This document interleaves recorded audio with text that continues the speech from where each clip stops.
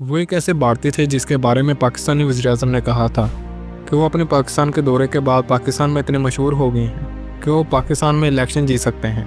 दोस्तों, ये थे अटल बिहारी वाजपेयी जी, जिनके बारे में वज़ीर-ए-आज़म नवाज शरीफ ने कहा था कि वो पाकिस्तान में इलेक्शन जीत सकते हैं। 25 दिसंबर 1924 को भारत के शहर ग्वालियर में पैदा होने वाले और भारतीय जनता पार्टी से ताल्लुक़ रखने वाले अटल बिहारी वाजपेयी जी 16 अगस्त 2018 को भारत के शहर दिल्ली में फौत हुए।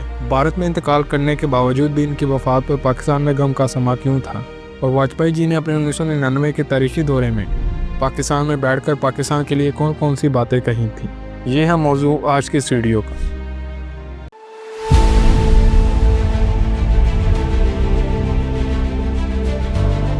वाजपेयी जी अपनी ज़िंदगी में 3 बार पाकिस्तान के दौरे पर आए। वो फरवरी 1978 में पहली बार पाकिस्तान के ऑफिशियल विज़िट पर आए, जब पाकिस्तान पर फौजी डिक्टेटर जनरल ज़िया की हुकूमत थी और साबिक वज़ीर-ए-आज़म ज़ुल्फ़िकार अली भुट्टो उस वक्त जेल में थे। अटल बिहारी वाजपेयी जी अपने ऑफिशियल विज़िट में आकर जनरल ज़िया-उल हक से मिले। इसके बाद अटल बिहारी वाजपेयी 1999 में और तीसरी और आखिरी बार 2004 में पाकिस्तान में, क्योंकि इसके बाद भारत ने बीजेपी ने 2004 के लोकसभा के इलेक्शन में कांग्रेस से शिकस्त खाई और उसके नतीजे में डॉक्टर मनमोहन सिंह भारत के वज़ीर-ए-आज़म बन गए और 10 साल भारत के वज़ीर-ए-आज़म रहे। और फिर 2014 में लोकसभा के इंतखाबात में बीजेपी ने नरेंद्र मोदी को वज़ीर-ए-आज़म मुंतखब किया। मैं नरेंद्र दामोदर दास मोदी ईश्वर की शपथ लेता हूँ। इसके बाद वो आज तक भारत के वज़ीर-ए-आज़म हैं।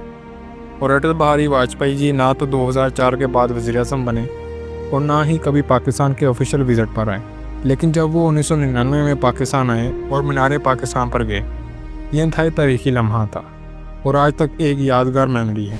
दरअसल भारतीय वज़ीर-ए-आज़म वाजपेयी जी 21 फरवरी 1999 को दूसरी बस में बैठकर खैर सगाली का पैगाम लेकर पाकिस्तान आए। वाजपेयी जी के लाहौर पहुंचते ही वज़ीर-ए-आज़म नवाज शरीफ ने इनका पुरजोश इस्तकबाल किया। ये वो आखिरी मौका था जब किसी भारतीय वज़ीर-ए-आज़म ने किसी मुश्तरका कॉन्फ्रेंस में मसला कश्मीर के लिए दिलचस्पी दिखाई।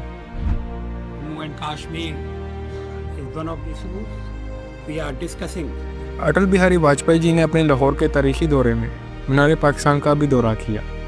ये बहुत तारीखी था क्योंकि इससे ये तासुर ख़त्म हुआ कि भारत हिंदुस्तान की तकसीम को खुले दिल से तस्लीम नहीं करता। वाजपेयी जी को इसी दौरे की वजह से पाकिस्तानी अवाम में कदर की निगाह से देखा जाता है। भारत और पाकिस्तान में इनके लिए ये ख्याल किया जाता था कि वो right man in wrong party थे, लेकिन इस पर वाजपेयी जी कहते, मान ले मैं वो हूँ गलत पार्टी में एक ठीक इंसान, तो मुझे बताएं कि आप मेरे साथ क्या करना चाहेंगे। अटल बिहारी वाजपेयी जी ने 12 अक्टूबर 1999 को जनरल परवेज़ मुशर्रफ के मार्शल लॉ की भरपूर मुखालफत की, लेकिन बाद में वो ऐसे लीडर बन गए जिन्होंने जनरल परवेज़ मुशर्रफ को बतौर सदर पाकिस्तान कबूल किया। यानी अटल बिहारी वाजपेयी ने 1999 से 2001 के शुरू तक जनरल परवेज़ मुशर्रफ की मुखालफत की, मगर बाद में जब जनरल परवेज़ मुशर्रफ ने खुद को सदर पाकिस्तान मुतारफ़ करवाया तो वो पहले आदमी थे जिन्होंने आलमी तौर पर जनरल परवेज़ मुशर्रफ की सदारत को कबूल किया। इससे मुतालिक जनरल परवेज़ मुशर्रफ अपनी किताब में लिखते हैं कि जब 2001 के शुरू में भारत में ज़लज़ला आया तो उन्होंने ताल्लुकात में बेहतरी का पहला मौका देखा। जनरल परवेज़ मुशर्रफ लिखते हैं कि मैंने वाजपेयी जी को टेलीफोन करके इजहार अफसोस किया और पाकिस्तान से अद्वियात और इमदादी अशिया भी दी। फिर वाजपेयी जी ने पाकिस्तानी सदर जनरल परवेज़ मुशर्रफ को भारत आने की दावत दी और परवेज़ मुशर्रफ 14 जुलाई 2001 को भारत के लिए रवाना हुए। फिर 13 दिसंबर 2001 को भारतीय पार्लियामेंट पर जब हमला हुआ और पाकिस्तान की फौजी आमने सामने हैं, और इसके बाद दोनों ममालिक के दरमियान एक एटमी जंग का माहौल पैदा हो गया। इस पर वाजपेयी जी ने कहा, पाकिस्तान के साथ जंग का ऑप्शन मौजूद है, मगर हम इस मसले को सफारती तौर पर हल करने की कोशिश करेंगे। इसके बाद जनवरी 2002 में सार्क की कॉन्फ्रेंस, जो कि नेपाल के दारुल हुकूमत काठमांडू में मुनक्कद हुई, इसमें वो हुआ जो किसी के वहमो गुमान में नहीं था। पाकिस्तान के जनरल परवेज़ मुशर्रफ अपनी तकरीर ख़त्म करने के बाद सीधे वहाँ पहुँच गए जहाँ भारत के वज़ीर-ए-आज़म वाजपेयी जी बैठे थे। उन्होंने अपना हाथ आगे बढ़ाया, इस पर भारतीय वज़ीर-ए-आज़म खड़े हो गए और जनरल परवेज़ मुशर्रफ से हाथ मिलाया। इस पर पूरा हाल तालियों से गूंज उठा, क्योंकि ये बहुत ही रेयर मोमेंट था, क्योंकि उस वक्त बॉर्डर पर बहुत ही तनाव का माहौल चल रहा था। इस पर डॉन ने लिखा, the SAARC handshake that broke the ice between Pakistan India. General Musharraf के इस गेस्चर पर अटल बिहारी वाजपेयी जी ने कहा कि इन्हें खुशी है कि परवेज़ मुशर्रफ ने इनकी तरफ दोस्ती का हाथ बढ़ाया। 2004 में भारत के साबिक वज़ीर-ए-आज़म वाजपेयी जी ने पाकिस्तान का आखिरी बार दौरा किया।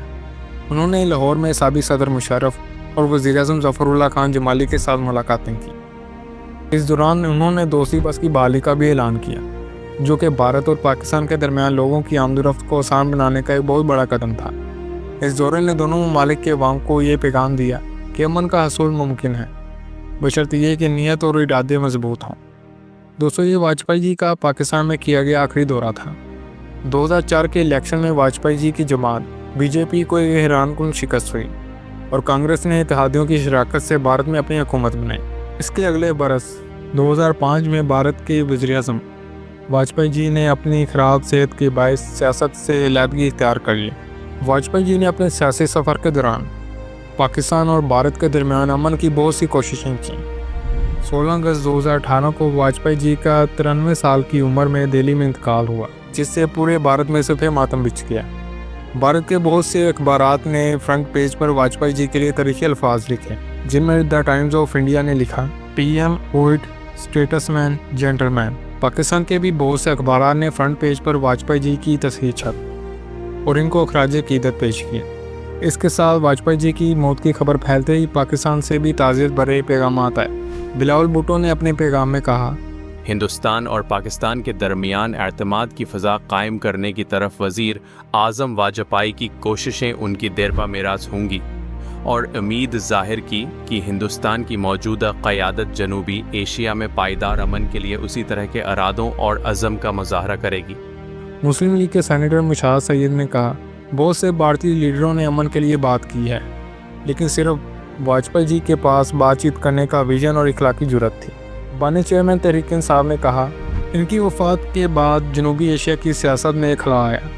सियासी इख्तलाफात हो सकते हैं, मगर अमन की ख्वाहिश सरहद के उस पार भी मौजूद रहती है। हम इस मुश्किल वक्त में भारत के साथ खड़े हैं।